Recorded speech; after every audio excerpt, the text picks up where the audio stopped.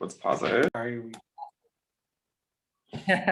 Sorry. I just wanted to say thanks for coming. Thank you all for coming. I want to thank Christopher, Dakota, Gloria, Evelyn, Alvaro, and Andrea for making this happen. This event was conceived with Christopher and Dakota on the occasion of our current exhibit that examines the legacy left over by our former director and its post-Lydia Takeshita life into the present. We're open through March 14th by appointment, and more information can be accessed in the links in the chat. Through a couple of pre-lockdown studio visits and Zoom conversations with Christopher and Dakota, the lecture panel seemed like the natural extension to our conversations and spoke to the way in which all of today's artists in today's panel conceive of a production of knowledge in their work. I would like also to invite you to subscribe to our newsletter and different things like that. We will kind of continue to try and produce programming that kind of deals with artistic practice and produces more kind of knowledge. There are plenty of ways to get involved. We're a nonprofit, and we're just, it's all about kind of building an artistic community within our organization. And there's just a lot of ways to get involved, everything from exhibiting to volunteering. So just please don't hesitate to reach out to me if you're looking for feedback on your work, or, we're pretty active these days with studio visits, mostly virtual, but with some exceptions. And thanks again for coming. Thanks to all of the artists and panel discussion guests today, and hope you enjoy the program. I'll pass the baton to Andrea, sorry. All right, thank you. Thank you so much for giving us the context about LA Art Core and the exhibition.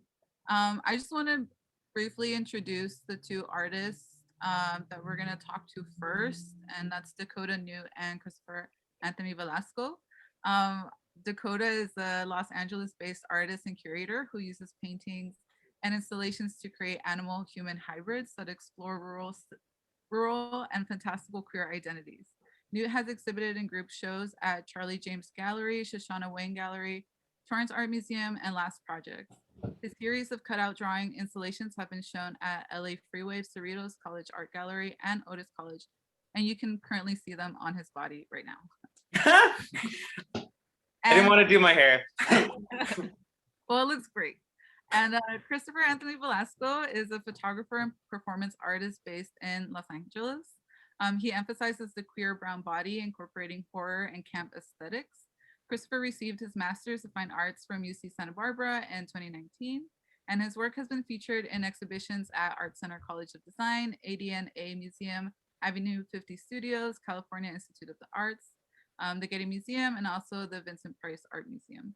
And in addition, he has also performed with Harry Gamboa Jr., with Virtual Verite at Los Angeles Union Station, UC Santa Barbara, and Last Projects.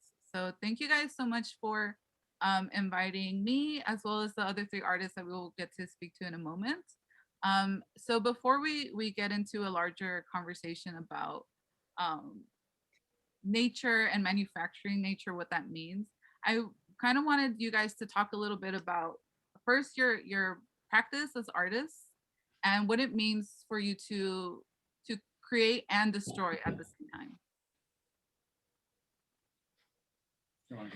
Oh yeah, so I mean, both of us as artists, even though we're using different mediums, we're taking like nature observation, but also making it through a lot of non-natural means. Like for me, I'm using like paper, which is very processed, or crayon, which is even more processed and fun and waxy, or colored pencil too. I'm taking my observations and recreating them, and also making them more kind of colorful and removing a lot of like the grit, dirt, and grime you might see in real nature. And Chris is kind of the opposite. Yeah, Chris, can you talk a little bit about your process, which I think is, I mean, not to say that one is more intense than the other, but I think just in terms of technicality, like your process is a little bit more intense. Yeah. I mean, yeah, because like, I studied photography. So, as in photography, it's a very labored process because it's either film based or digital, it's still a labor process because you have to go through machines and different processes to just kind of create an image, so there's multiple ways to create an image. And for me in my own work, because I've worked in archives too, and I always felt like, photography is always seen as this, image making thing that's like creating memories, but then, sometimes we think of memories as like long term and it's always, preserved. But then something about, for me, I always thought of like photography is ephemeral. It's meant to kind of go away. It's meant to dissipate, it's meant to fade away. So I've always been fascinated by that approach to photography. And then with my work in per se, it's like I love to, the term was to create to destroy, or destroy to create. I think it's vice versa. And I'm really fascinated by the art movement of the 60s called the destructivism.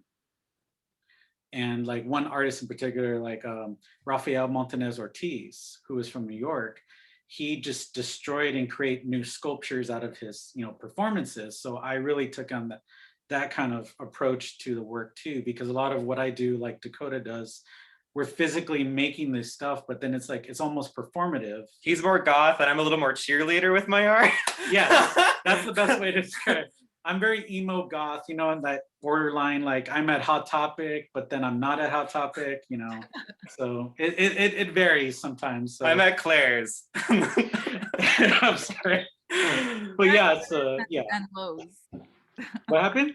So I actually, that's actually a really great thing that you brought up, because I wanted to talk about too, like the aspect of performativity in both of your works, right? I think there's an objectness that's very specific to the work that you're producing, but I don't think that the work can be looked at as just the object alone, right? So even like what we're seeing, what you guys are presenting to us right now, it's like you're producing the objects, or you're presenting the objects that you're producing in a very performative way. So can you talk a little bit about that, and like what it means to engage with your audience or your viewers via performance? I mean, I've been kind of inspired actually by my students with like TikTok in more video form, like 15-second videos, to take my process into something that's quick and movable. I mean, I've made wearable art, but it was always just for a photo, and then it would fall apart on my like body with the tape. So I've been like, recently I've been making my work more performance based, where I'm either like saying, speaking, or kind of lip syncing along to songs to kind of amplify it. But also like Chris's work is very performative too. Yeah, I think for me, it's like in an interesting way, like for the work I've done and then the work that is being shown at LA Art Court, that was a part of my thesis work, which was a very intensive like labor of love. But it was funny because like to create the work, I created a character to kind of play when I like this mad scientist. And it was kind of a way to protect myself from making the work too, because, the work is very autobiographical. It's about like stages of grief, but using the idea of like decay and the 5 stages of human decomposition, which I relate back to like grief. But for me, it was like using that character was a way to kind of to protect myself from going even deeper within the work. Because, us as artists, and we go in so hard into our work that we forget about ourselves. We forget to separate. So I created this mad scientist to kind of do that. And every day when I was working in my studio, I had the lab coat. I had like this, like I had the hair, I had a wig. I did everything. I mean, some people who are probably like Megan will probably, Megan Cloth from UC Santa Barbara would probably vouch for that too, because I was always in that scientist kind of motif. But making the work itself, it was just more of a scientist. Like I wanted to try to find out why and who and what and this in my work. So it was kind of like going back into the history of photography, which is all about science. It was very science-based until it became more fine art. And then I think eventually for me, the fine art came after like doing all the science and research. And yeah, and also like for now too, because like I usually don't wear my photographs in my work compared to Dakota. So I did a little coordination. Yeah, we just did a coordination just for this. But like for me, like the Polaroid itself is more of just like it's just some like a record keeping thing. So but for you guys today, you know, of course I'm gonna do something performative and fun because we haven't seen each other in centuries. And you know, because I think in like if we went to an art opening, yeah, you would see us and we would kind of dress up in certain ways too. But you know, since it's about photography, so why not, you know, like, oh my God, with tape too. And, you know, it's like, you know, I am the white wall and I'm putting like, you know, the Polaroid on myself because I think we could wear, you know, art and it could be a statement and it could just be another form of the, you know, anti-white cube.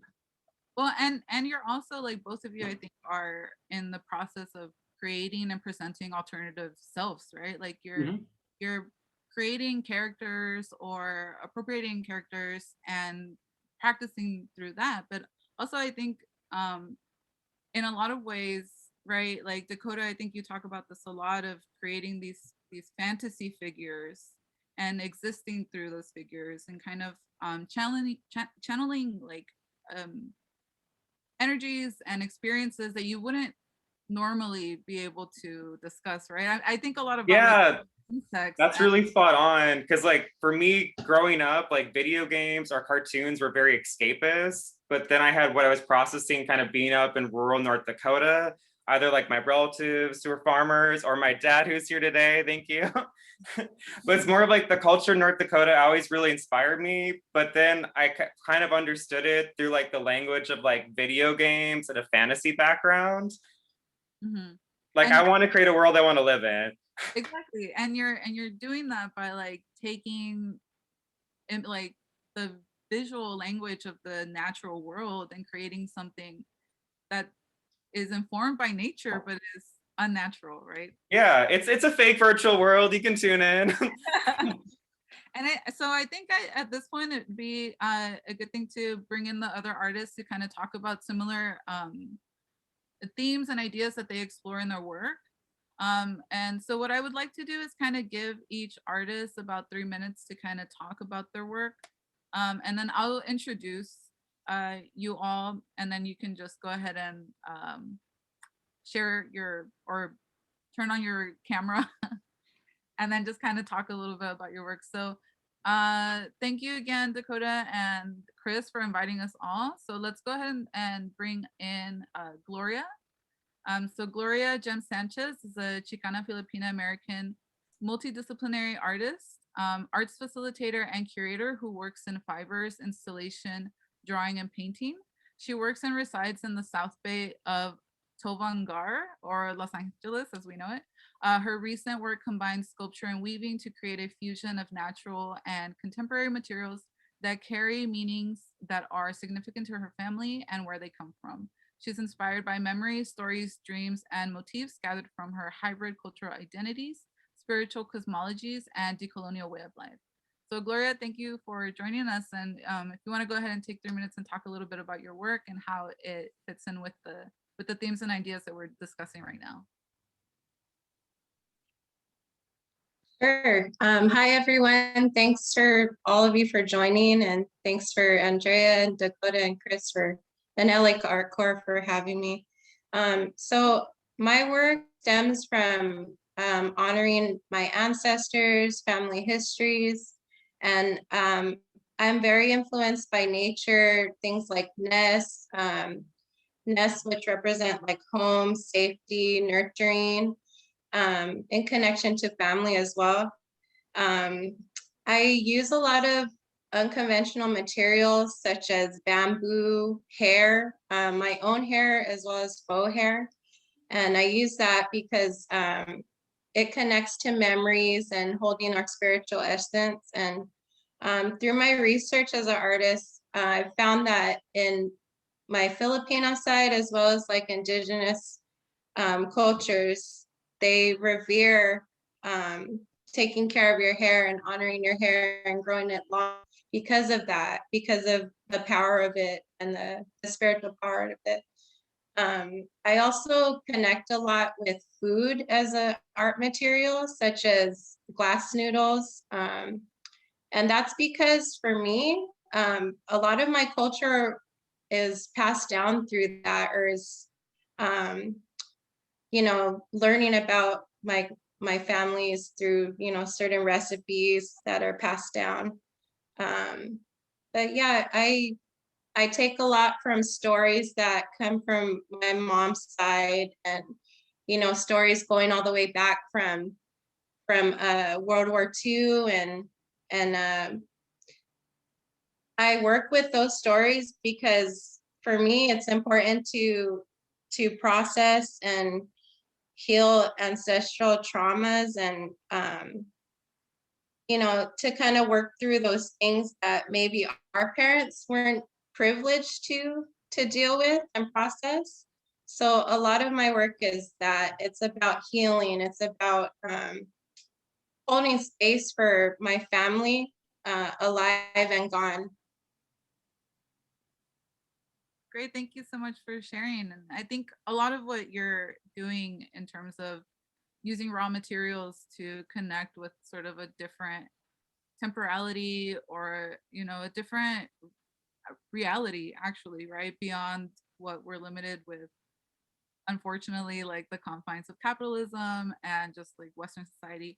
So I think this is going to be a really rich conversation. So let me go ahead and introduce our next artist, Evelyn Hangin. She is an interdisciplinary artist and filmmaker based in Los Angeles. Yin investigates how her experience moving between China and the US informs her cultural identity, and is invested in issues of race, history, place, displacement, and collective memory. Evelyn received an MFA in photography and media from CalArts. She is currently an armed with a camera fellow with visual communications.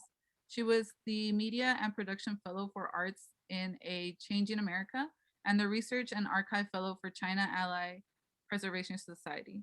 She is the recipient of the Allen Secular Social Documentary Fund. So Evelyn, if you can go ahead and turn on your camera and just talk a little bit about your work. Awesome. Hello again. Thank you all for having me. I think I might just do a quick screen share just so I think it aids a little visually better. So try to be quick. So my main project I've been working on for the past 2 years is about these rural Chinatowns in California where early Chinese immigrants settled. And I'm thinking a lot about, I wanted to share with all before I go. So I was walking earlier on the street, and then this giant pomegranate tree branch fell right in front of me in the wind. So I thought it was a sign for our talk today. And then there's a pomegranate.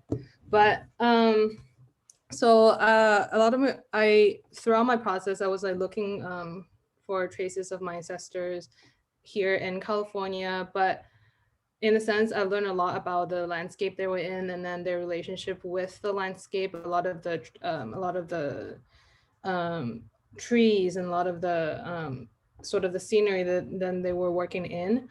And so this isn't I'm a photographer for the most part, and so this is an image in Central Valley where an old Chinatown was and still is, and then sort of in this like hybrid landscape of, you know, these like Japanese sign, but like sort of in this Chinatown, and then against this residential area in the winter fog of Central Valley.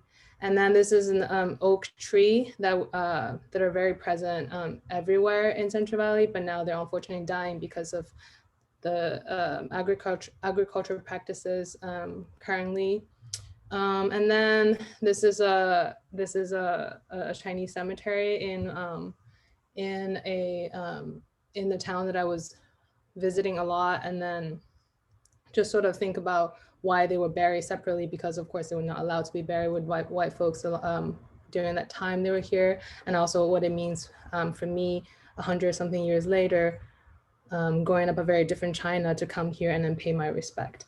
And I was thinking about, just to go along with the theme of manufacturing nature. So I recently made these anthotypes, which is a process of using natural like vegetables and fruits, and then color coding it on paper and then exposing it under the sun. And I was using a lot of these archives that I was working with from the Chinatown. I've been going a lot for the past 2 years. Just a lot of ledgers, documents, letters, like herb store, like patient records, and then vinyls, and then advertisements, all these things that are left there, even though the people are no longer there. So, and then mixed with these like very vibrant colors, sourcing from the everyday use, my everyday use of vegetables and fruits. And then what it means to be leaving this very impermanent archive in the sense that I'm recreating, because as long as these prints are continuing being exposed to the sun, the color will fade. So I'm also thinking a lot about these, the impermanence of these material that I'm using, and then what it means for this. You know, people always want to create permanent records of our traces, and then is that even possible in the end? So yeah, I'd like to just quickly share with you all some of the endotypes I made. All right, thank you. Thank you, Evelyn. And lastly, let's go ahead and introduce our last artist. Alvaro Marquez is a multidisciplinary artist, educator, and researcher who works primarily with printmaking, fiber art, sculpture, and installation. Their work explores issues around social, racial, and gender inequality and engages questions about the self, history, and one's place in it. Since leaving academia to pursue a career in art, their work has examined historical and contemporary forms of displacement in the shaping of the American West, generally the urban expanse we now call Los Angeles specifically. So Alvaro, if you can go ahead and join us and just kind of talk a little bit about the work that you are producing and how it relates to our general conversation today. Yeah, thank you, Andrea, and thank you for everyone for having me here. My name is Álvaro Marquez. I'm going to share my screen just to show some examples because I think it helps to illustrate sort of the work that I've been doing lately. Let's see here. So this is a piece that I have up now at the El Segundo Museum of Art, where I'm an artist in residence. And a lot of my early work was thinking about the social construction of space and how it is that historical processes and colonialism have led to the privatization of land as a natural resource, right? And the effects that this has had on issues around gentrification, evictions, redlining, issues around the unhoused. But as a research-based artist, the more I dived into the archive, I realized that a lot of my inquiry was taking me to sort of the Anthropocene and thinking about how humans relate to the natural environment. So I have this installation that I have up now, which sort of examines the link between indigenous erasure and ecocide. I think that for me, in my practice, the more I understand the history of the privatization of land and its effect on racialized geographies, I really started thinking a lot about how this anthropocentric view of the world has manifested into these struggles for environmental justice, which I think are, for me, you can't de-link capitalism, colonialism, and issues around ecological devastation, because I think that they're tied together. In this piece, I'm really looking at notions of land stewardship as practiced by First Peoples in California.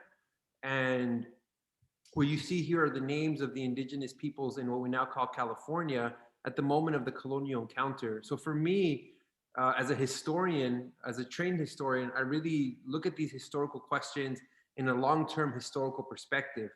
And I also work with natural materials, such as you see these corn husks here. As somebody of mixed heritage who has indigenous blood and European blood, it's my way of paying homage to these these epistemologies of First Peoples in California, but really also inserting my own subjectivity as a Chicanx person, which is why I use the corn husks in my work, because for me, it's a way of thinking about sort of our relationship to the natural environment and how to imagine these other modalities. And especially now with the climate crisis, really thinking about how we can learn from indigenous practices such as land stewardship, where we live in reciprocity with the land, instead of these anthropocentric views where humans are supposed to treat nature and the natural environment as the source of profit. And in this particular piece, I explored the use of branches because I wanted to step outside of traditional printmaking to create artwork that inhabited space in a different way. And this particular piece, I made it during the wildfires that were ravaging the West Coast, really thinking about how it is that ecological devastation is tied to these historical processes. And as a printmaker, I try to use the language and techniques of printmaking in ways that are not so traditional. So for this one, I actually printed on the wall with a stamp that I carved to create the texture of the oak tree that I was trying to represent. And the acorns represent this history of indigenous land stewardship, because the acorns were such a central part of indigenous foodways and practices here in what we now call California. And here's just a little shot of, I thought this was pertinent for this question of manufacturing nature, because obviously when I'm recreating the texture of a bark, it's an artificial recreation of it. But I think it speaks to humans' relationship to the natural environment. And that's really where a lot of my work has been headed to these days. Great, yeah, and I think that's a really good segue. Sorry, my camera's off. That's a really good segue into kind of a broader conversation here with everybody else. So I guess one of the things that I noticed in terms of like everybody's work is that even though it's so different, just in terms of the material and the media and exactly what issues you're engaging, there's still something I think about this process of decay and dematerialization that's happening with everybody's work. And what I mean by that is that I don't see necessarily everybody's work as being this permanent art object that will exist and that can be archived and that can exist in its pure form as you have created it in the future. And I wonder, like, for you guys, what does that mean in terms of like artistic practice, and like how do you envision people engaging with your work in the future?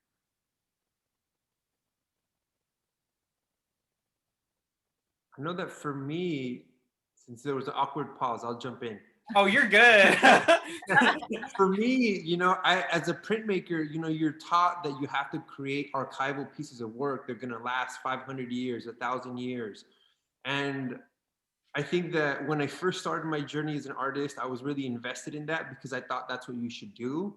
And I'm more invested now in making pieces that are ephemeral, because I think that goes against sort of the commercialist impulse of art making, where you have to create an object or commodity that's going to sell on the open market and accrue value over time. I thought it would be interesting to work with materials that are going to degrade, that are going to disappear, especially like my installations.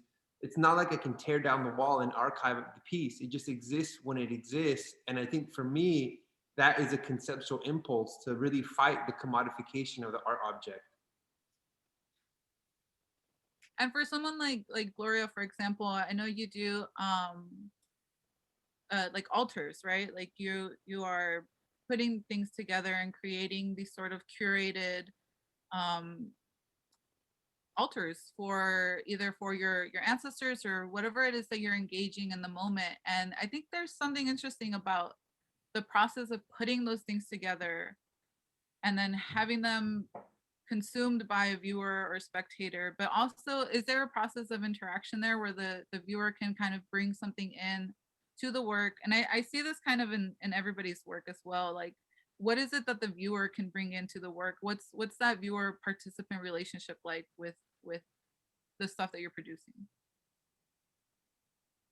Yeah, I think, for each of us, we have different types of spiritual practices or not, some are atheists, but I think, for each person interacting with it, they can find some type of symbolism, whether it be like realizing, oh, that's a braid of sweetgrass, or oh, that feather is a crow feather.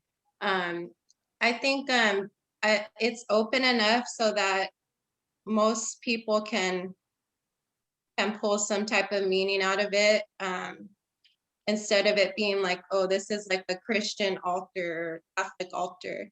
Yeah. And in a sense, I think too, it's like creating or building like new living memories, right? Like Chris, you were talking about this earlier about how documentation has, we think about documentation as this is the way things were, this is how things existed. But really, we can use those documents and create something new, kind of like Evelyn's. You're gonna have to remind me what they're called, anthotypes. Anthotypes, yeah. Yeah. So where you're creating like new like memories of things that have previously existed. So kind of maybe Chris or Evelyn, you want to kind of talk about this, about like the difference between like a static memory and then like a living memory in what you're creating in your works. Go ahead, Evelyn. Okay. So I think I was very recently, it's been like really on my mind about like the passing down of ancestral knowledge, and then how there are things and memories that might have been lost, but I really believe there are a lot of things that are passed on to my body, even though they're not legible, they're not tangible. And then in Chinese culture, there's an idiom that says the fallen leaves will return to the roots. So I always think about the cyclical nature of our art practice, of our lives, of nature, of how leaves go back to the roots and go back to the soil and become part of the trees and part of the land again. So I think recreating an archive, an existing archive, and then recreating with my own hands, with my own like injected knowledge that was passed on to me from my ancestors. I think there's a lot of beautiful, like cyclical, like just spiritual things in there. Sorry, I feel like my language in a sense is not enough to describe a lot of that was beautifully said. Thank you. Of those like things that are passed on to me, pretty much. Chris.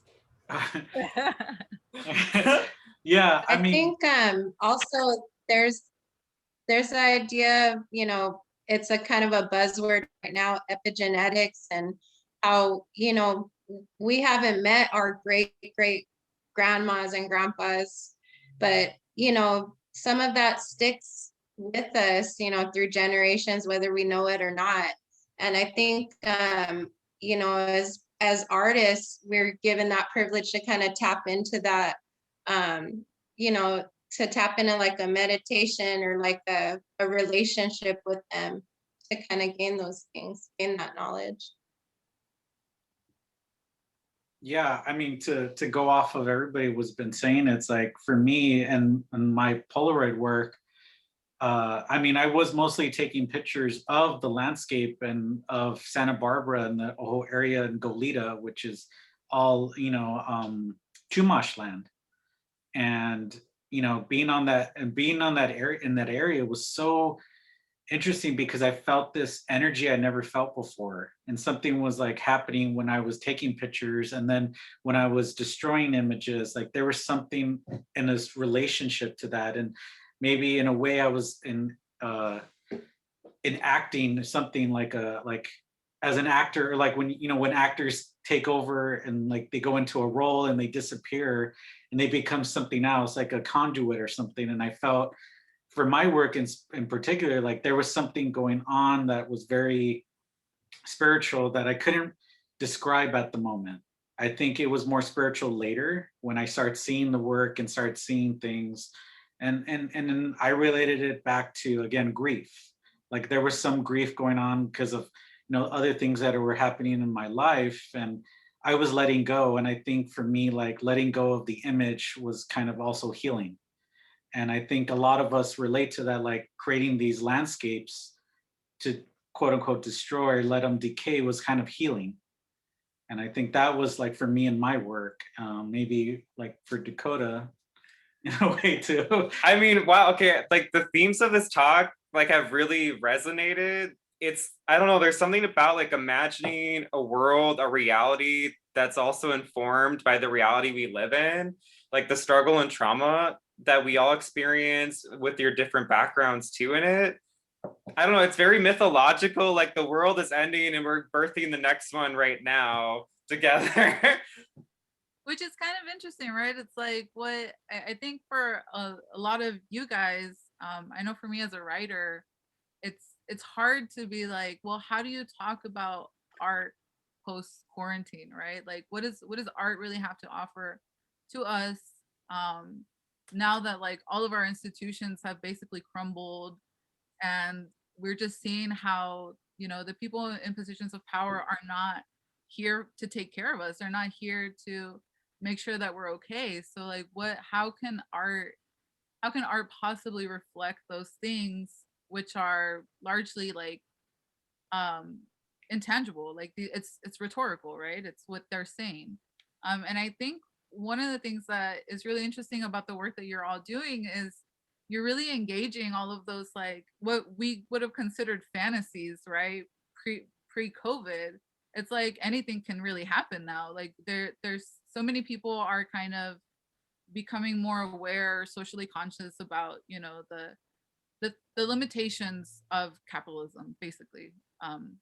So how do you guys like, you know, how are you finding ways to kind of, you know, make that sort of rift in the real world kind of become a greater thing for people to enter and engage in, and maybe even consider these new or different possibilities of being and existing in this world?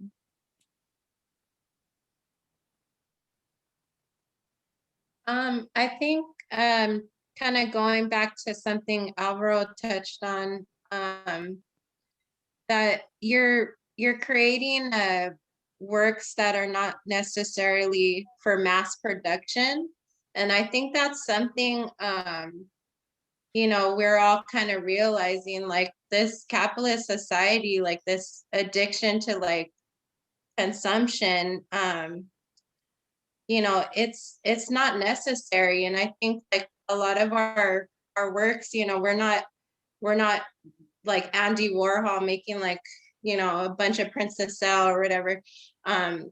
It's more about like healing. It's more about being grateful and you know, for being in the present, and for being in the present with your work, with what you're making. Because yeah, I feel like there's been so much like death, or like, you know, we're being confronted with so much death in the world right now. And I think that's kind of, you know, bringing down and realizing like it's not important.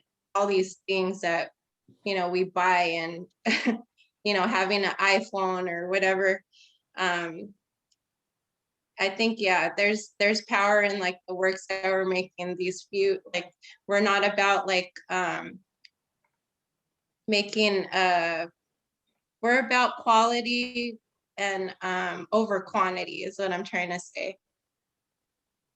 I would echo that sentiment. I know that for me, you know, I was really perturbed by all these calls to let's get back to normal, right? Like, let's get back to normal. Joe Biden is so normal. Look at how normal everything is going to be after number 45.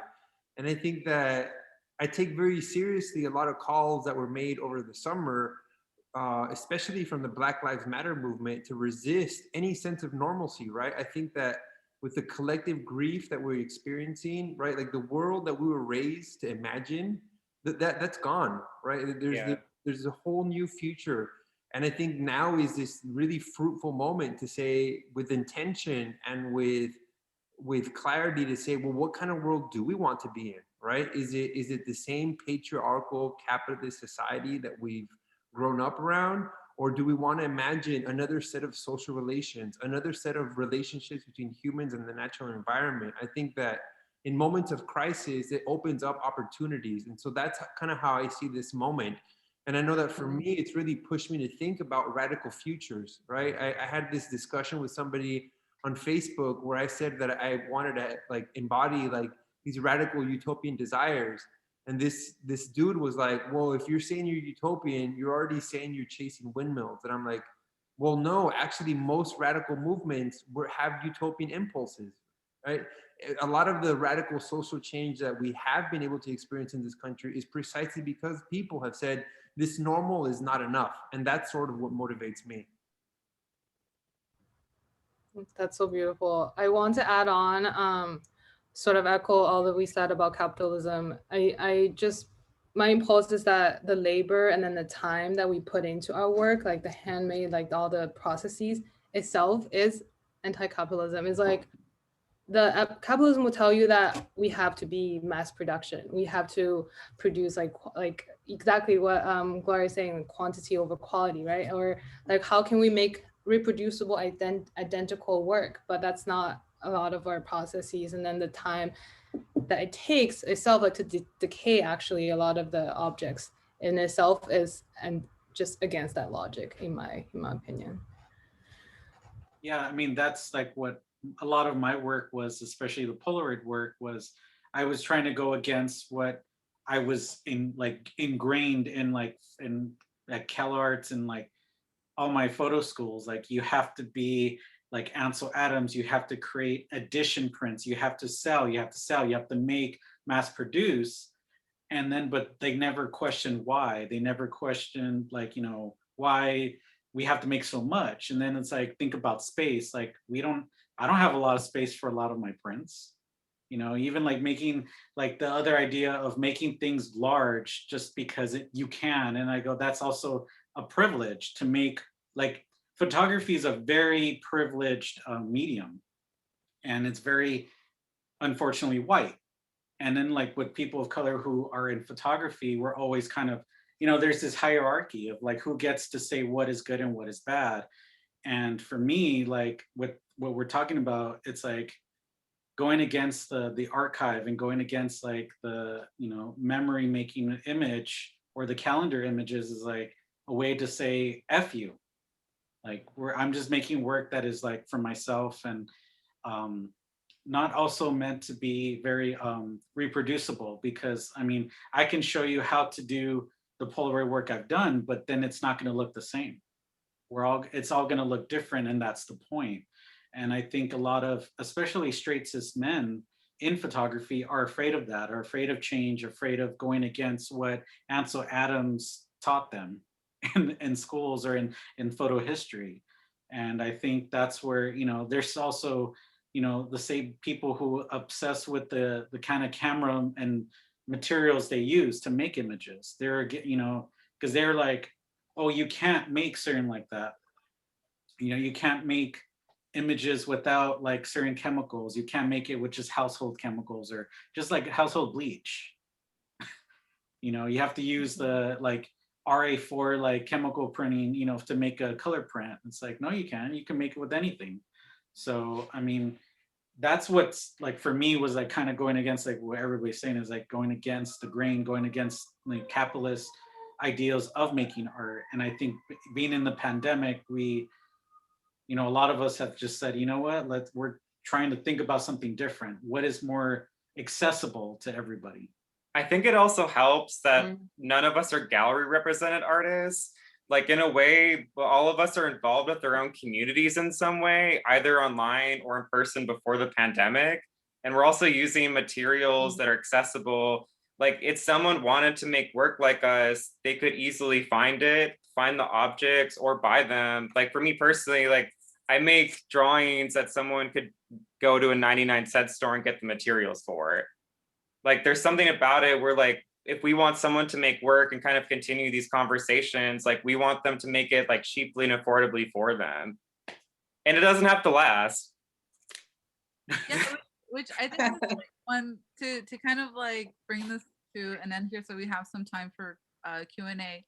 I think one of the things that's really interesting about all of your work kind of in dialogue, like I said in the beginning, it's so different and it's so rich in your own personal histories and, you know, the individual themes and ideas that you're trying to engage, but at the same time, it's you guys are really using like unconventional materials to create, you know, to visualize what you see as a possible future. And I think a lot of also, like, you know, we've been talking about grief and death, and of course, like, these are things that you can't really talk about this pandemic or this period in our lives without mentioning those things because they are so significant. But at the same time, there's I think there's something about each of your guys' work that is also very there's like a sense of generosity and joy where you know that like you're offering something that doesn't have to be taken. Like it's there for consideration. And if you do consider it, like, you know, these are the possibilities, these are the good things that could come from them. So I think just, you know, to kind of wrap this up a little bit, like and so people don't leave this talk thinking about death and destruction and the fall of capitalism. They should, but it just what's one thing I guess that you guys are hoping that, you know, generations from now, when they see work that you guys produced during the pandemic, like what are you hoping for, you know, I don't know, just what are the iterations of that you want to see in the future, or that you want to see, you know, future generations interact in what ways do you want to see them interact? I think just having an emphasis on caring for nature and having respect for her, and learning from her, you know, in each moment. Like you can learn from birds, you can learn from caring for plants that you have in your home or outside.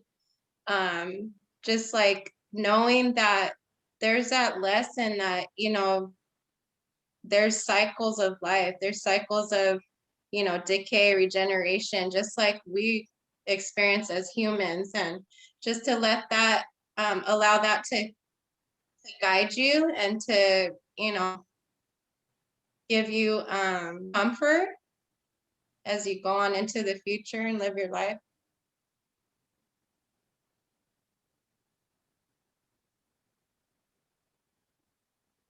I can go. I was, that's like over a year ago now. I was on a hike with a friend who's a historian and botanist, like all of those things. And then we were just going on a hike, and then he was pointing out to me this tree that fell, and then how all these fungus grew out of that dead tree branch. And it was really beautiful because I had a friend that passed away around that time, and then I just thinking about how much life sprouted out of that of the dead supposedly useless tree. And I would just hopefully that there's a lot, I mean, it's a process for us that we all go through, and then to see what comes out of the more like, you know, desperate things, and then still have joy. And then I still had fun making a lot of work, even though it can be very like dark or put you like in a dark and deep, like depressing spot. But there's still a lot of joy that I got out of this whole process. Yeah. I mean, for me, thinking as a historian, right? Like I think about like future generations looking back to this time period. I think that like the same way that we look back to certain seminal periods of history, I think that this past year, I want to hope that it's going to demarcate like this before and after. And so in my mind, I think of when I make work, like I'm not necessarily making it to last forever, but it is sort of an archive of this particular moment, right? It's an archive of the experiences, of the collective grief, of this thinking out loud, right? So if I were to imagine people 2, 3, 4 generations from now possibly engaging with my work, I think of it in terms of the sort of archive it produces about the questions that I had at this moment, right? The doubts that I had about capitalism And I want to imagine in the future, people will look back at this time and go, they were fucking crazy. Look what they did to the natural environment, right? The things that we're doing now, which seems so normal now, the same way that we can look back 100 years ago and think, man, those people were fucking crazy. That's one of the things that I think about, right? Like how so much of what we consider normal now is going to seem wild 100 years from now. Like, why the fuck were they doing that? And that's sort of what runs through my head because I think so much about history, that like, we're really creating an archive right now. Go ahead. I also hope more artists in general, like whatever the art world exists 100 years from now, if it does, they're not so like beholden to making archival objects to sell either, that they're having more fun with their own experiences, whether they're escapist or reflecting on themselves. Are silly anyways. Yeah, like art just, I mean, it's weird because, you know, all the things you guys are talking about is like super serious, and I mean, there are considerations that you should take, that you shouldn't take lightly, right? And especially now, like when we think about the natural environment, like what's happening in the South, and Texas specifically, right? How we're seeing just like nature is, you know, having its moment right now, and it's very violent and it's very destructive. But you know, just thinking of like Alvaro said, like, you know, in a couple generations from now, people are going to be thinking like, why was that power grid like, you know, why wasn't it taken care of by the state? Why weren't people actually taking care of each other and the natural world, right, to make sure that things like this weren't happening? So but at the same time, it's like you can engage these things and still be lively and kind of silly and kind of goofy and kind of like, yeah, you know, maybe I will use corn husks in my work, and maybe I will post, you know, little drawings of flowers all over myself and decorate myself with my art. And I think in a way it's also like using all of those unconventional materials is a way to communicate to your audience that like you don't need to know all these esoteric things about art. You don't need to have you know, a very concrete knowledge of art theory or anything like that to really understand what you're looking at. So I think in a way, just to kind of answer my own question, like I kind of see people engaging with your guys' work in the future by kind of building on that work or being in dialogue with you guys, just like you guys are in dialogue with the natural world, with your own archives, with your own personal histories. Like I think it would be really interesting to see people in the future engage with that in a way where they're creating something new but using what you guys have produced now, which I think is kind of like how Evelyn was saying, like nature is cyclical, right? Like I think it would be like a really beautiful way to be in dialogue with, you know, the future, and for the future to be in dialogue with us in the past. So yeah, thank you guys so much for taking the time to individually talk about your work and to engage in this conversation. I don't know if we have any time, Christopher, Dakota, for a Q&A. I think if we did like 15 minutes Q&A. I could stay on, like Chris too. Where am I? We're just here. Should I unmute people or like? You could unmute people. I'm not. Oh, mute all later. Oh, I could ask you all to unmute. Can't. I don't know how to. Well, let's see if that does. Yeah. Oh, okay. Hey, Megan. Hi. You can unmute yourself if you have a question or type it in the chat. You could type it in the chat too if you like. Are we doing the raised hand thing? I have a raised hand. You're good. Well, I just want to say thanks.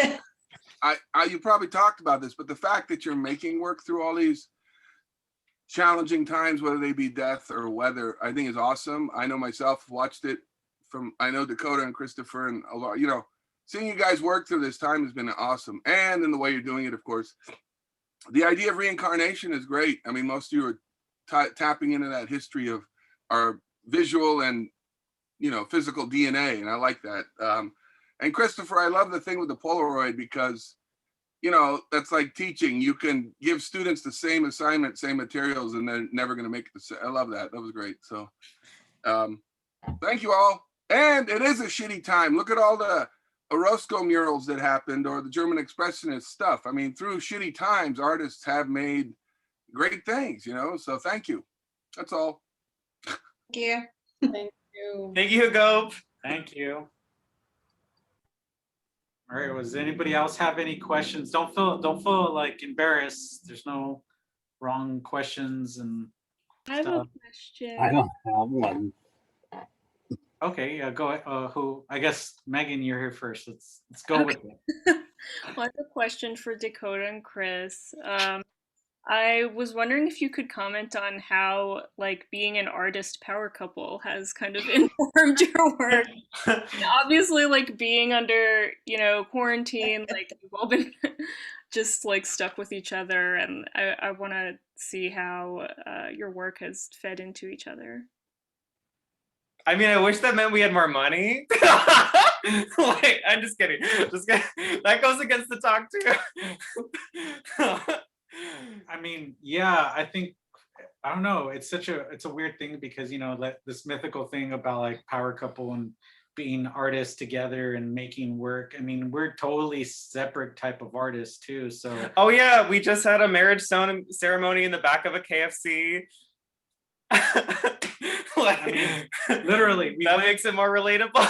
We went and met with our friends who are you know, what is it called? Ordained online through the Church of Mysterious Religions. and they signed their papers right there and did a quick little ceremony right at the KFC on Huntington and Fremont. And people coughed in the background instead of clapping. I mean, for us, like just making art too, because it's like we both have different approaches to make art. And I think for everybody, like most of you guys know me too. It's like, I'll encourage you guys to just make art in any way you possibly can. It doesn't matter how we make it, as long as you're doing something. And I mean, sometimes I even take my time making my work because I just, you know, yeah, and Dakota's different too. I mean, he's constantly making work, and then I get like, oh my God, I have to make something now because he made something. I feel like I'm the one that like pressures Chris unintentionally. Well, I'm more methodical, yeah, and like not research based, but I tend to think more, and then I'm constantly reading, researching, and looking up stuff, and then if not, I go outside, and if I see something in the street, I'm like, oh, okay, I'm gonna do that, and then I do it. Whereas Dakota's like, I'm just making stuff. He wakes up, he eats, and then he just makes work. And you can imagine, like, you know, living with somebody like that. I mean, I've also scaled back what I've done, going back to the practice. Like, even though I post a lot, I feel like people get intimidated by the amount. But what I'm making is like drawings with crayon and colored pencil. Yeah. Like, I've made my work something that's very quick to knock out in like a couple hours span. Yeah. Which I hope like all of you do too. Like, if you want to make something really badly, find what's like cheap, accessible, you can whip out, and also is fun to make. It doesn't have to be something that's archival, which also echoes with like Alvaro was talking about too, and the rest of us. Yeah, I mean, my newest work, I'm doing self-portraits in quarantine because it's like I don't have access to photography materials, but then I have everything else I can use to make or create, like to make a photograph, you know. And I think with photography itself, like you don't need the most high-end cameras. You can use your cell phone that has many apps to make for, you know, like photo editing too. And I think that's important too. Or even using like household materials you can make to develop your film, and or like, you know, stuff like that. So I'm like that. My dad said he's intimidated by me in the chat. Yeah, Dakota's dad. You should go live so everybody could see Dakota's dad. I don't know if the camera's turned on because my dad typically doesn't use Zoom. Hey, is he there? Let's see. No, that was me saying yes. Oh, okay. Yeah, because everybody should meet Dakota's dad. Paul Noot. I don't know if the camera works though, because my dad typically uses other programs. Oh. Yeah, you're good. Is he there? As I see? He also chatted. Oh, someone else had a question for the group. Like, what's a piece of advice you'd give to an aspiring artist? Anyone could answer. Yeah, we talked, but go ahead. Hey. Well, for me, one thing that comes to mind is something that you all are mentioning, Chris and Dakota, is about demystifying the art making practice, right? Where it's not like you need to go to the art store and spend $200 to make something. And I like something that I've seen here in Gloria's work and other other work is like, really, you can take the objects around you, right? There's that itself is a rich source of materials. It doesn't have to be the fanciest materials. Like Dakota, you're saying, you can go to the 99-cent store, get some paper, get some colored pencils, get some crayons. That's something that I'm always telling my students, that it's not about having the fanciest materials, because I think that that's a trap also, that you need to spend hundreds of dollars to make something. Oftentimes, like I'm a bit of an art material hoarder, where if I find something cheap, or if I go to like the callejones in LA and I find a fabric that I like and it's cheap, I buy it and then I just keep it on hand. I don't know when I'm going to use it, but I know it's going to make an appearance in the artwork at some point. So I think that there's, especially with the classist impulse, right? That's such an elitist classist idea that you have to have fancy materials. It's like, no, that's a lie. Like you can actually use, I mean, you look at the history of assemblage, where it's really about repurposing and recontextualizing the things around you, and that can still be art. That would be one piece of advice to give, because I think, especially with again, like this classist impulse in making art, you don't need to have a trust fund to make art. And I think some people fall into that trap. To echo that, I found this wonderful light at 99-cent store. I mean, it was more than 99 cents, but I found it, and compared to, these go for like almost 50 to like 70 bucks on Amazon. You could go to like your local like 99-cent store, Dollar Trees. What's another great place that you can? Home Depot is a great source of cheap lights for your work too. You could find so many like things that are just like household things. Like you can use a household lamp that had, like, you just take out the lampshade and use the light to create like some kind of ambiance or like some, you know, like nice mood lighting. Does that one have a USB? Is that what it does? Yes, this one has a UCS. Oh, we can show. You said UCSB. I was gonna say UCSB. Sorry, I was just trying not to throw them shade, but yes, this can hook up to like your computer or your portable charger. You know, it has controls to like how much light you need and color temperature. Rad. I'm going to 99-cent store after this meeting. Also Goodwill. I don't know. My roommate. Yes. Yeah, the best clothes. Or I think people don't realize you can go to shopgoodwill.com and buy online, Goodwill online, and they will deliver. Wow. Just throwing it out there. Good to know. I also want to just say something really quick, and just to follow up on the previous conversation. I think that a lot of things, a lot of times I rely on my intuition, and then there's always this debate of like, oh my God, you have to know what you're making, you have to put all these thoughts into it. But to me, a lot of it is like intuition comes first, and then I put thoughts into it. So I just like how Alvaro was saying, how like I never know when I'm gonna use it, but I might, and then that just comes at one moment, and then in my head, and then it just goes through, and then wow, I'm like, wow, I actually want to make that. And then you put into thoughts into it, because I again believe a lot of the things are not explainable. It's just not. And then and then that's just, a lot of it is in your blood, and then I believe in that. So go for it, do whatever you want. There is reason why behind that always. Gloria?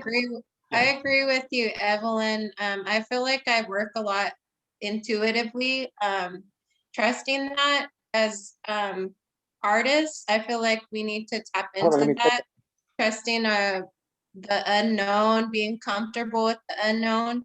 And something my mentors always like have ingrained in me, you got to make work for yourself. You got to make work that you enjoy and, you know, that makes you happy first and foremost. Don't make for other people.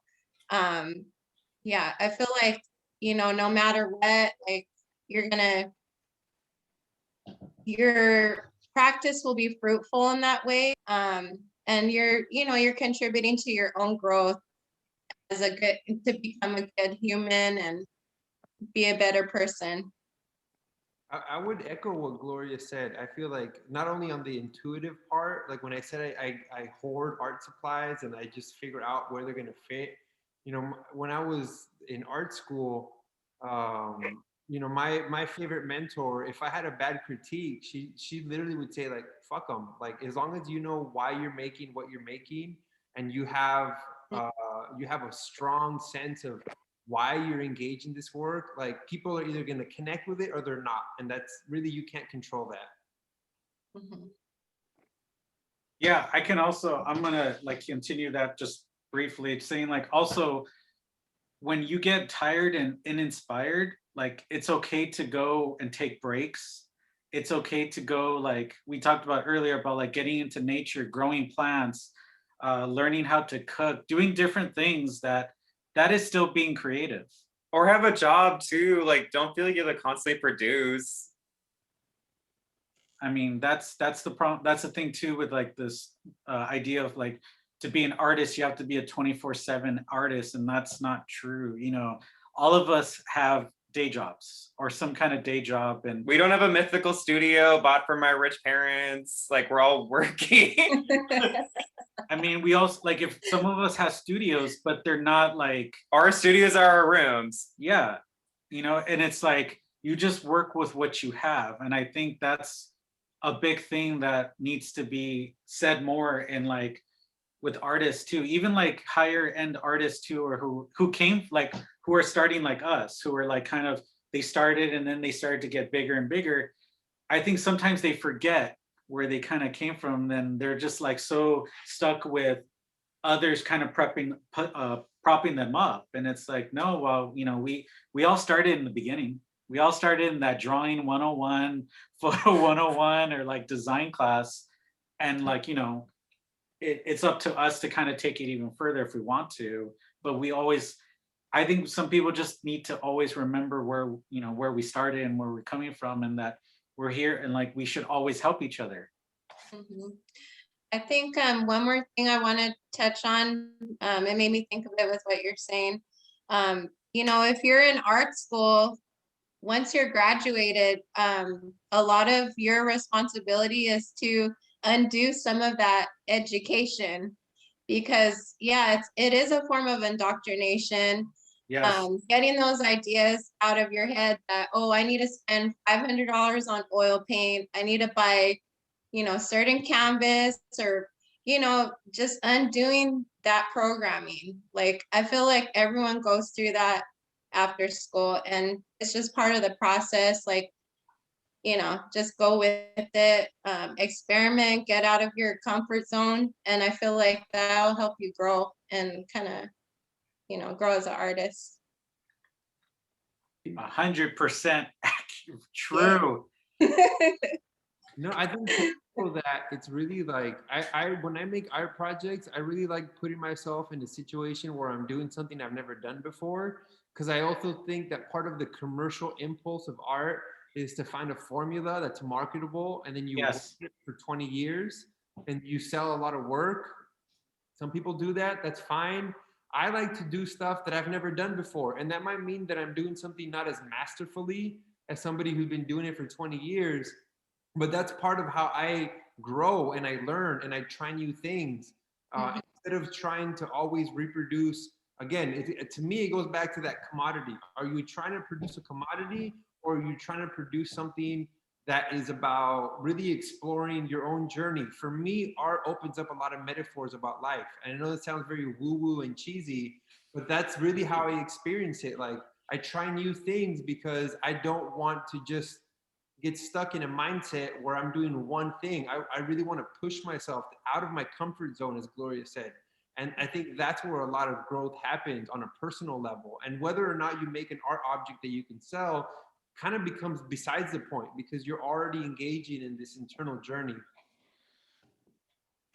One more thing, community is very, very important. Like, don't be the lonely, sad artist in your studio or wherever you work. Connect to the community, like people who are artists and non-artists. you know, that will inform your work, whether you know it or not, you know, like having those relationships and learning from others, caring for others.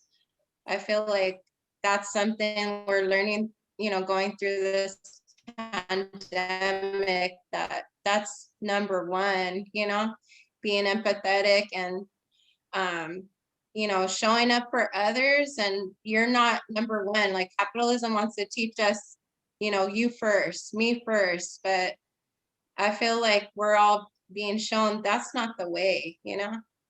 So. Oh, Sorry. follow up really quick on, I was gonna also just talk about community and then how like a lot of our practice are rooted from like in the community we're coming from. And also one other thing about our school is like, our school is a very privileged place. And then not only to unlearn a lot of the things that we're taught, but also to like criticize the institution itself is like so important, and understand that a lot of people that we're working with are not, that didn't come from our school. And then I came from that space and then like need to know where my place is. Anyway, that was just a thing. I just wanted to say that I really liked what Christopher said like a while ago about like creating art that is like creating your own world that you would want to be in, and all of you guys adding in the environmental stuff and the cycles, it kind of is like trying to make the world a better place too, or accept the way, like the way some things are that we can't change. But it's, I'm sorry, I'm putting words in your mouth, but I like that all of you guys are, it's cool the way all of that goes together. And, you know, I liked that. And I also wanted to say, even when you make some art that maybe some people don't like, it could be a process of you doing that in order to do the next thing you're doing that people would like. So it's always, the process can help you get to the next thing you're doing anyway. So it's always a good thing.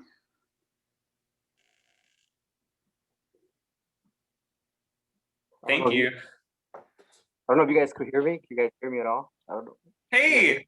Yes, we can hear you. My apology. I just got here like 10 minutes, had a power outage, and I was going crazy. Oh no. So I'm like, oh man, but I got within the last, I'll say maybe 5 or 10 minutes, I will say that I've been in here. It's beautiful what you guys are doing. And I see what you guys are really giving to the community. I really respect that. It's very inspiring, uplifting individually, and yet putting things out there, you know, which I think that's, I needed to hear this, and I really appreciate it. So by the way, I'm Alvaro, for those of you that don't know me.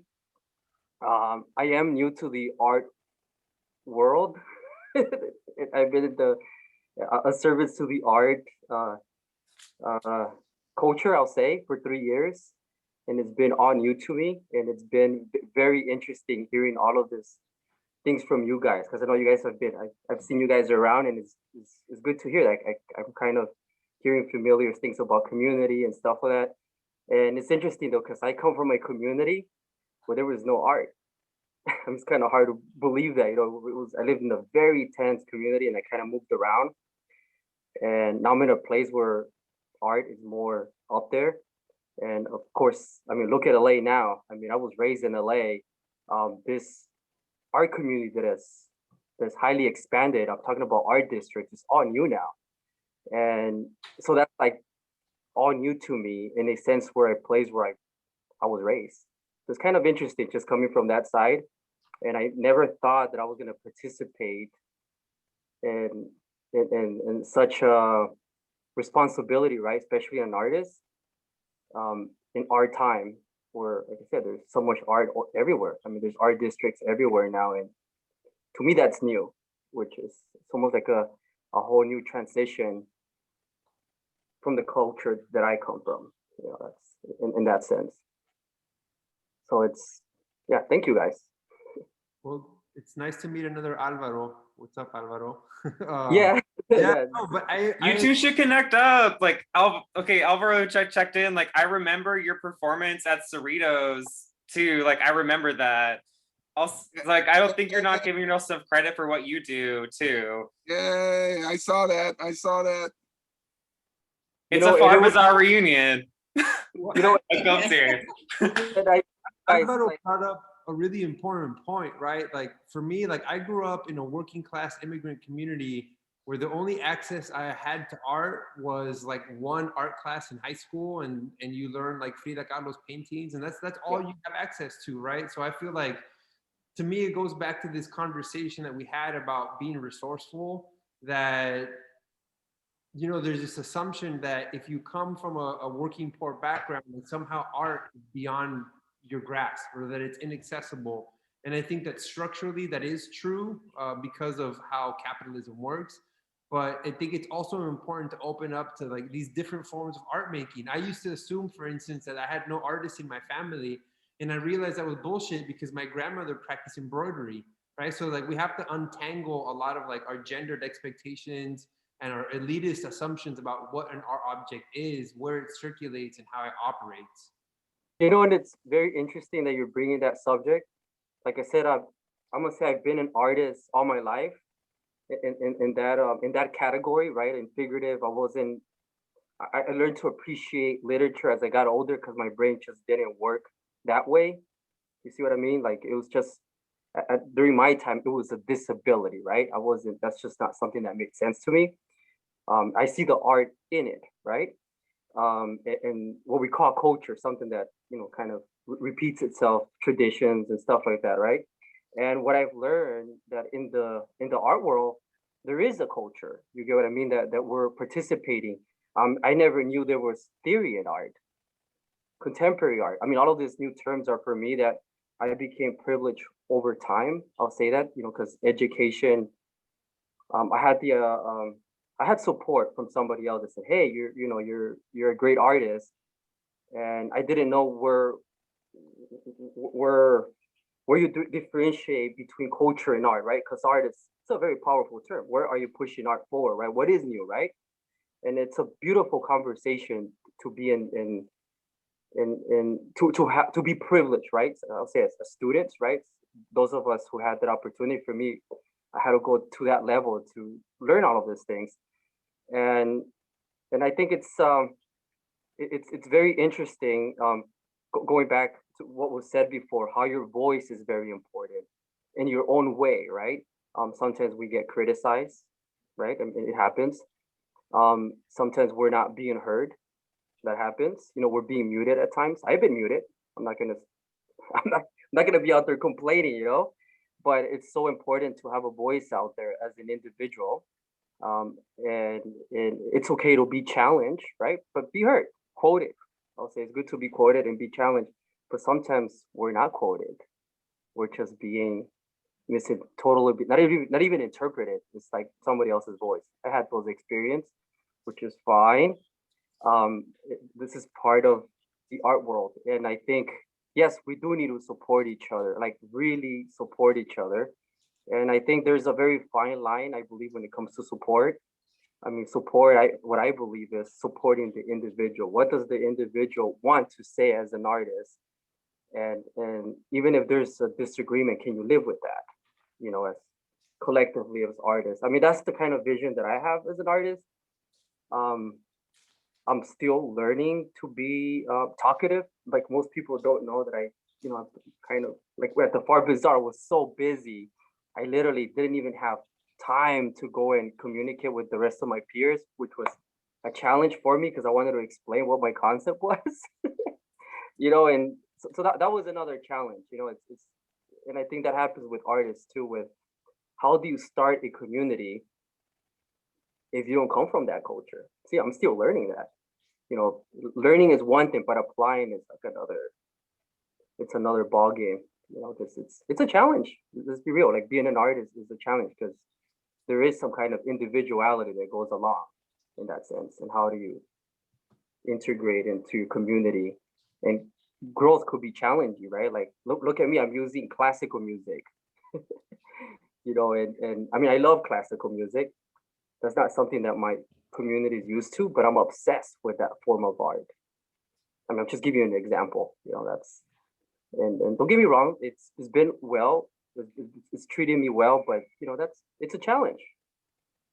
You know, that's Yeah, I think it's important just to, you know, not everyone's going to understand and your reasons behind it, but, you know, stick close to your community that, you know, is there for you, you know, to support you, but also to challenge you, like you said. And also like not hanging on too much to like viewing yourself through other people's view of you, if that makes sense. Like was it justness? Like not seeing yourself through the lens of another or like the oppressor or something. Yeah. So I think we should kind of start wrapping it up. I know people got to go. There are 2 questions in the chat that I think could be interesting for the artists to kind of talk about. Someone asked, this is from JD Ochoa, who asked, are any of you exploring nature through conversations about and or inspired by desire or sexuality? That's me. You want to talk about that a little bit, Dakota? Oh yeah. Okay. So I come from a rural background. So like way I process a lot of kind of like nature to me, it's like I see myself and animals and want to fuse it together. So I create a lot of animal human hybrids with my body that are sometimes sexual, sometimes violent. They're very playful. Like nature is like a free frolicking space that I want to be a part of. Even if I'm having my heart ripped out or having a lot of things coming after me in multiple ways. When I think in a way too, like everyone's work is about desire, right? Maybe not like sexual desire, but like there's different forms of desire. Yeah. And even like, you know, nature and wanting the natural world to be different. I mean, these are all sensory things, right? This is what your body desires. It's what your community desires. So I think in a way, like everyone kind of works in that kind of wavelength of desire. Yeah, I mean, I think else? no, I was gonna say like, yeah, I think for my work too, because I think in that same question was about destruction, and I think because I think Gloria was mentioning this too. It's like sometimes we have to. I think nature destroys to recreate, to to change, to get better, and that's what I think of my work per se, and especially in the Polaroids. Like I kept on quote unquote destroying the Polaroids and then letting them become something else, and then or they just eventually just completely dissolve and die. And I think I'm really fascinated by that because I think of rebirth regardless. It's like it's going to start to something new. And not everything I do necessarily is, like how we say it's like good. It's just sometimes you have to go through that process. And I think it's a very natural process, even in nature. Sometimes like some of my plants I've been growing, they died. And then sometimes they came back. So, I think in artwork too, I think there's that going against the traditional norms of like it has to be like preserved and pristine and stuff like that. And I think we can let it just let it just die for a little bit, and then if it comes back, it comes back. If it doesn't, it doesn't. It's okay. We still have that memory. So yeah, I just want to throw that in there. And the last question in here, just so we can wrap this up. Andrew asked this. I think he's gone, but I think it's still kind of an interesting question for you guys to answer. Would any of the artists consider incorporating an interactive element to your art injected in a community setting such as a park?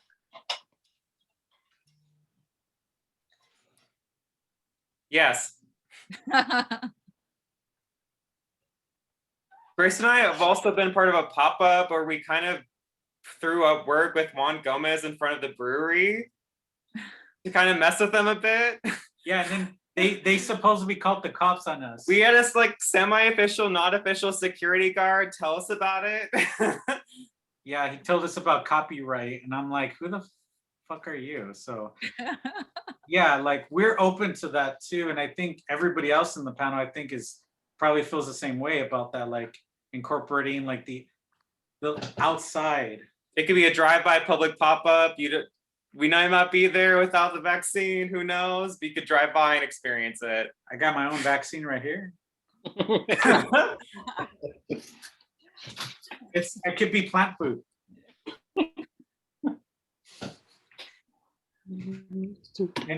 Anybody want to answer that too? Gloria or Vado or Evelyn? I think there will be,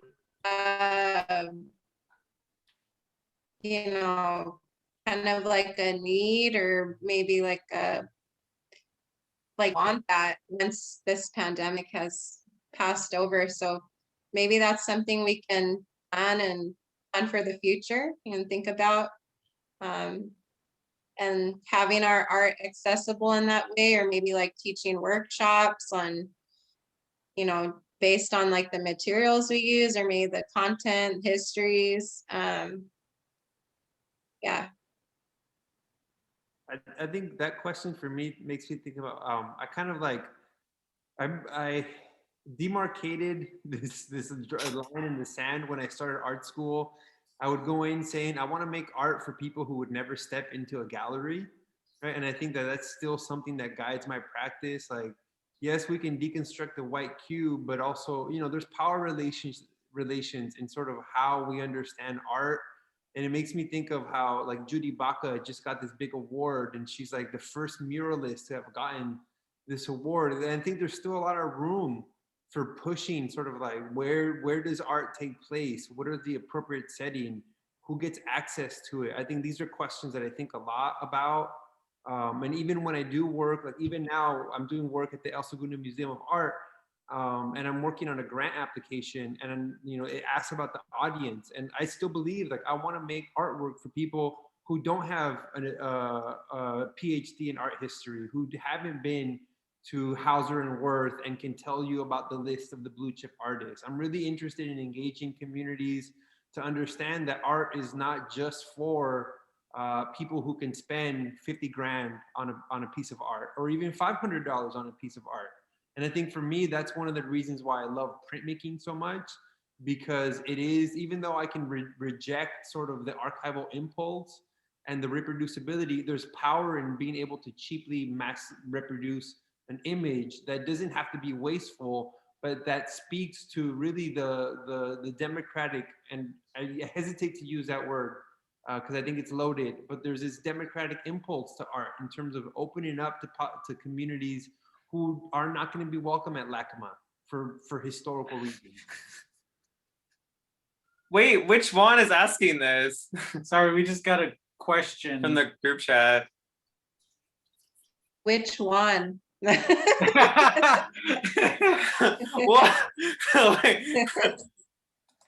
I only see like the first name on like the thing too. Oh, yeah, it's me. What's up? Hey, what's up? Oh, it's Juan. Hey. Yeah. Who we also shouted out, we did literally mess with the brewery with. Yeah. Thanks for the shout out. Yeah. But yeah, I asked that question. So.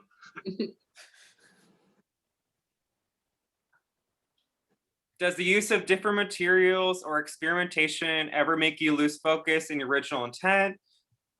Do the materials ever take over and you lose context? Just wondering if this has happened to any of you, the artists. How do you get out of that? I don't know that I try to get out of it. Like I talked to an artist once who was like, you know, I make what the materials are asking me to make, right? Like I don't come in with a predestined idea of this is what the materials should be doing. I kind of like, part of what freaks me out when I work is that I often don't have a solid idea. I have intuitions, I have inclinations, and I sort of see where the object takes me. And I think that's much more generative than shoehorning an idea into saying this is what the object needs to be. At least that's how I approach that question. I sort of, if the materials take center stage and they take me elsewhere, then so be it. That's part of the creative process. Same here. I think just, you know, trusting that you're drawn to a certain material for a reason and you might not know why. You know, just to try to figure it out along the way. Maybe you have like, you know, an initial idea of what it wants to do, and that can transform over time, you know, so being okay with your artwork changing as it develops. I will say I definitely was very fixated with the photographer mindset. Chris can attest to that. And then we had this conversation about, he was like, oh, look how messy I'm making my art. But I had for the very long time, like I had to keep my space tidy. I had to, you know, and then I was even talking to my roommate, and then she's like, you so set on symmetrical. You have to make everything like very symmetrical. And I was like, you're right. So I think in the way that these materials are sort of my break away from the mindset I had, because I was like trying new things, and then because I think I was very visually set, at least on like, oh, how this is how a photographer should take a photo, and then so it's sort of like reverse in the sense that it's making me step out of my comfort zone, I would say. I think Dakota could answer that. It's being a painter. Can I? I mean, it applies to you too, Chris. I feel like actually, like with people tuned in, I'm like, I think a public pop-up would be really interesting and also easy to do. Like I'm digesting it. I'm like, okay, this is gonna happen. This is gonna happen. See you in March, maybe not March, maybe April, May. The summer. I mean, I think with like even showing, like instead of going into like a white space that has white walls, like a pop-up in a public space is always amazing because that has nature and dirt and is accessible, like someone could park at and drive by, that they're not having to check into, that they could go at different times, like the night, the morning, the day. Well, also it's like it challenges the artist to show something that. I wonder. Yeah, go ahead, Gloria. Yeah. Go Oh, ahead. sorry. It just made me think of the Griffith Park Old Zoo. We should set stuff up there, and it's free to go to. Yeah, because like my thing is like making making something that's gonna fade, or like it's supposed to like, you know, not be preserved. Like you just leave it there, and I think that's more interesting than putting something that's in a frame, or that's like, you know, used, you know, or like a canvas or something like that, or like a sculpture. It's like, well, it's meant to just go back into the earth in some way. And I think that's a fun way to approach a show in a park. I think that could be really fun. I would also add that I think pandemic is in a way sort of pushed us, like forced us to think like, where else can we exhibit? Because you in the past, you're just like, okay, gallery, here's a gallery, that's a gallery space. And then, but now I have friends putting up a show, and on her room is contemplating about having her thesis show in a U-Haul. So it just like all these different spaces that we like never thought to venture into, and now like, okay. And there's also a lot of mail art going on, which is amazing. Yeah. So yeah, just it's in a way good, I guess, to think about new space. You could show at a Kentucky Fried parking lot. I mean, that's what we did. So yes, I mean, I think that's what's like changing, and I think goes back to a lot of what we've been talking about, is like how the art, you know, has changed, and it's changing what we're thinking about, like in presentation and how it should be made too.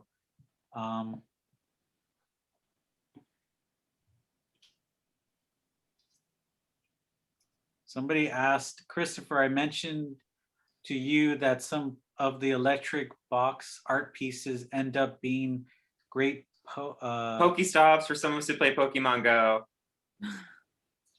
I can speak more to that. I'm shaking my head because my classroom at Oxnard used to be a Pokemon Go stop, and I'm like, why are people coming to the art class at like 6 at night? And I'm like, I love it. No. Yeah. No. Whatever gets people checking out someone that's safe, I'm for it.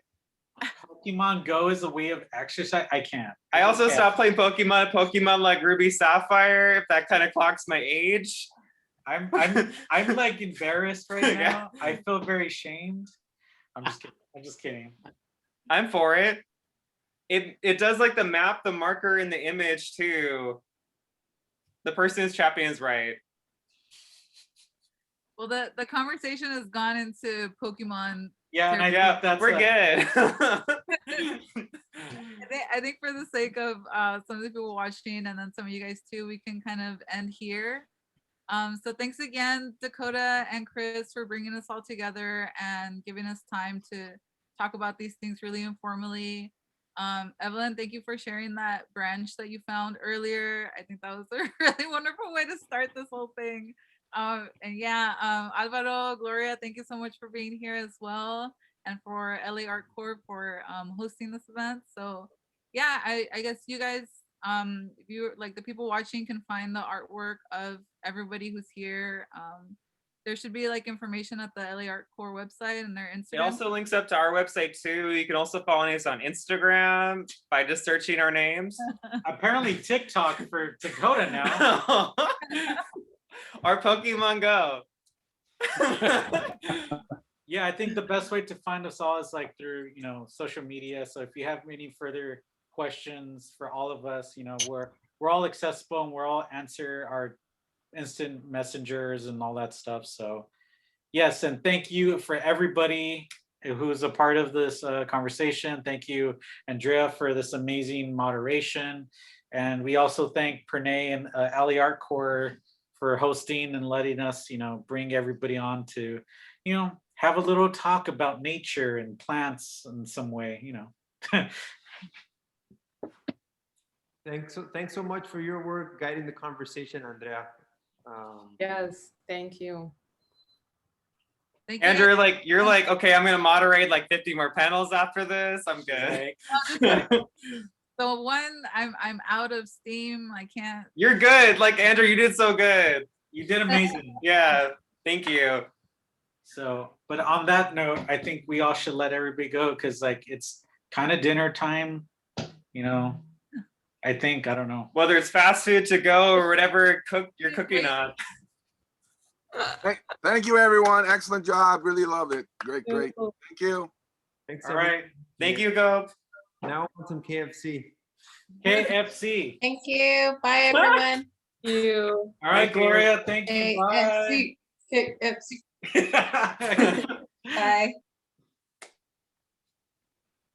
Yeah, thanks for organizing this, Chris and Dakota.